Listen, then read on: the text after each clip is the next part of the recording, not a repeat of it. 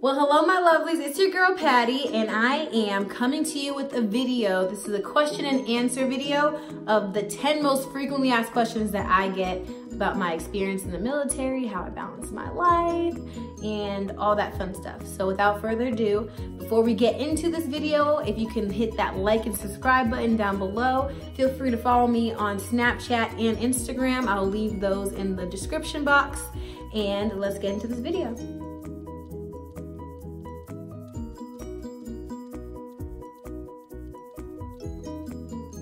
All right, y'all, so the first question that I get asked the most is, why did I join the military?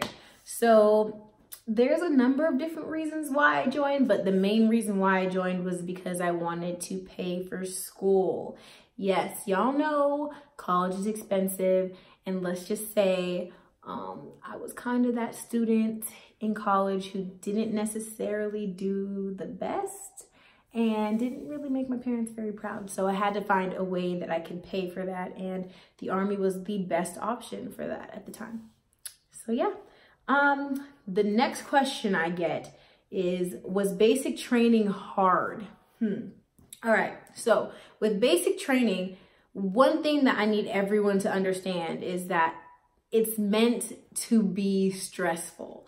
So they put you in a stressful environment to see how you react to stress and to train you on how to, I guess, develop your soldier skills. So their main goal and focus is to get the civilian out of you and get you to transition into the Army way of life.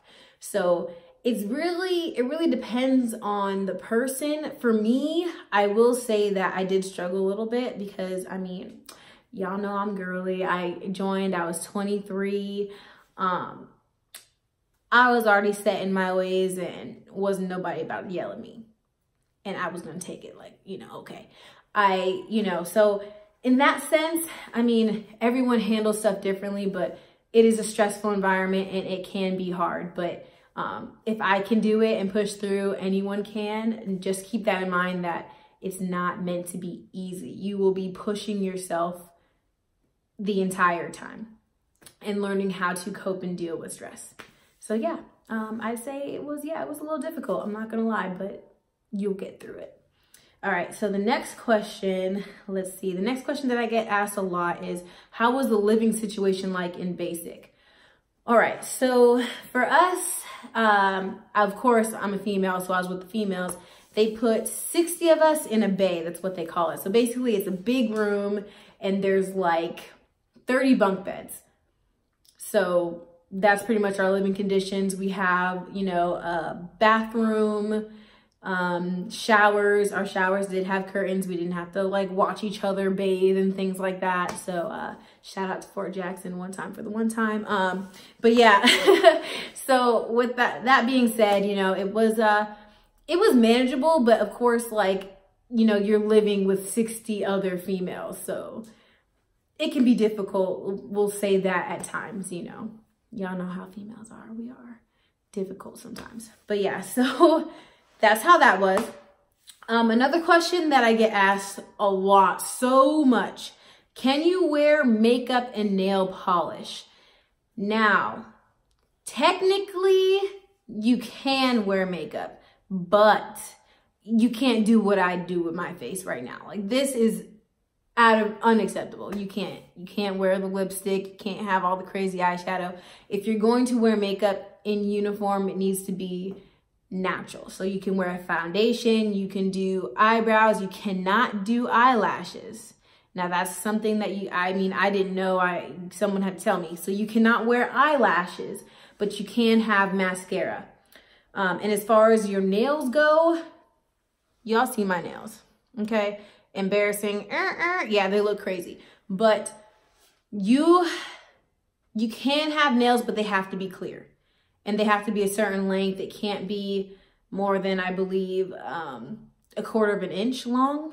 So yeah, and the Army's really serious about their policies for things like that. So that's my answer for that one. So can you wear makeup? Yes, but it has to be moderate, natural. Nail polish, yes, clear. You can't do no colors whatsoever, just clear. So yeah, okay, so that's the answer to that question. The next question I get to is, can you have colored hair? No. Okay, so this here, y'all, it's kind of like a yes and no question. But this is unacceptable for the Army. This is my weekend hair. This is my weekend hair. I repeat, this is my weekend hair. This is not what I wear to work. What I wear to work is black hair. Sometimes I wear a bob, you know, and of course it cannot touch the collar of your uniform. You can have sometimes I have a pixie cut, slick back, but as far as color, I personally don't. It's a little bit of a touchy subject for most people because technically you can have colored hair based on the regulation. You can, but it has to be a natural hair color. And this is where I'm gonna tell y'all the truth. This is where it gets a little tricky. It doesn't mean natural, not meaning natural to you. So if I had full-on blonde hair, like my entire hair was this blonde, technically it would be okay. But let's just be honest, it's depending on your leadership. A lot of leadership will not accept that. So to stay on the safe side of things, my recommendation to you is just don't do it. You can't show up with fiery red hair. You can't show up with two-tone hair. You just don't do it. Don't chance it. You know, I think, you know, as a soldier, you have to remember the last thing you want to do is be on the radar for anything. Anything. You want to keep it a low profile, stay under the radar, do what you got to do, go home, come back the next day. Okay. So my advice, my personal advice is do not just natural hair colors. Okay. Don't, just natural colors. Okay. All right. So that's the answer for that question. The next question that I get, what is your least favorite thing in the Army? Okay. I'm pretty sure this might be this answer for everybody. My personal least favorite thing is PT. Okay. PT, who wants to wake up every morning? Okay. Every morning. And I live off post. Okay. Who wants to wake up every morning around 5:30, 5:45 to make it to formation at 6:20 to do a workout that you don't even really like? Okay? Let's be honest, PT sucks. It's not meant to be fun, but it's meant to keep you in shape. So it's good for you, but no one likes to wake up early, okay? So that's my least favorite thing. All right, and then the next question that I get asked is, what is your favorite thing about the Army? Now, I feel like this should personally be everybody's favorite thing. My favorite thing about the Army is that I get paid on the 1st and the 15th, regardless. I get a paycheck, okay? So it's consistent. You know what you're gonna do. You know what your schedule is for the most part. I mean, that's probably my favorite thing about the Army. It's relatively consistent. I mean, if you're going to the field, you're going to the field. If you're, going to the motor pool, you're going to the motor pool. Okay, if whatever the case may be, for the most part, you know what your job is day in and day out. Okay, some people get put on details, whatever the case may be. Like if you're one of those people who, let's say you're infantry, or like my brother is, he's a 12 Bravo, and you don't really do your job until you deploy, if you will, or until you're in training. I always tell him all the time, you get paid on the 1st and the 15th to do details, whether it's cutting grass, whether it's cleaning, whether it's cleaning weapons, whether it's, doing some type of something. Regardless, you get a paycheck for doing that. Okay? The same pay that I get or everyone else gets, but you get to do that, so why complain? You get money. All right. So that's my answer for that question. All right. The next question that I get, can you go to school while you're in the Army? And yes, you can, because I'm actually enrolled in school. Now, it used to be when I got in 2016. I got to my unit in April of 2017. So during that time, they wanted to make sure that you were in the Army for at least a year. I want to say it was a year or 6 months. I couldn't remember, but you had to be in this is what it was. You had to have graduated AIT for a year, okay? Been out of AIT for a year in order to get tuition assistance to go to school. That was a thing if you wanted tuition assistance, but you can always go to school and use financial aid, okay? But for me personally, I wanted tuition assistance. The Army has since changed that, so now as soon as you get out of AIT, you are allowed to, and you're authorized tuition assistance to pay for school. So yes, you can go to school during the Army, but of course you have to balance your time because, you know, sometimes we get to work the nice little 24-hour shift. Sometimes we get deployed. Sometimes we're in training status. So yes, you can go to school, but definitely explore your options with that and see what you can do. But yes, you can go to school. All right, so let's see. The next question that I get is, are the barracks rooms co-ed? Okay, so as far as that goes, you will not be in a barracks room with a male. You, a female, will not be in a barracks room with a male. You, a male, will not be in a barracks room with a female. You cannot be roommates. But you can live in barracks rooms where it's like, in my case, when I was in the barracks, it was every other room was a female and male barracks. So my room, 2 females in it. The room next door, 2 males in it. The room next door, 2 females. So that's how it basically, that's the closest thing to co-ed you're probably gonna get, okay? So don't worry about that. You will have a female roommate. They don't play those games, okay? So yeah, so barracks rooms are not co-ed, if you will.